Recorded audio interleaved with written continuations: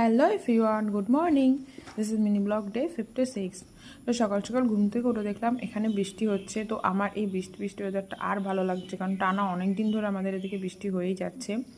তারপরে ঘরে এসে ফ্রেশ হলাম, দেখলাম এই পাখিটা এসেছে। এ প্রত্যেক দিন রেগুলার এই টাইমে আসে আর এই বিস্কুট ছাড়া আর কিছু খেতেই চায় না। তো আজকে সকালে ব্রেকফাস্টে ছিল ছোলা আর পেঁয়াজ দিয়ে ভেজেছিলাম। তো কালকে ভিজিয়ে রেখেছিলাম, তো আজকে সকালে জাস্ট এটাই খেলাম। তারপরে চলে গেছিলাম এই বৃষ্টি ওয়েদার একটু বান্ধবীর বাড়িতে। বৃষ্টি হোক আর যাই হোক, যেতে তো হবেই। তারপরে আমরা এখানে ফার্স্ট টাইম ট্রাই করেছিলাম কোরিয়ান রামেন।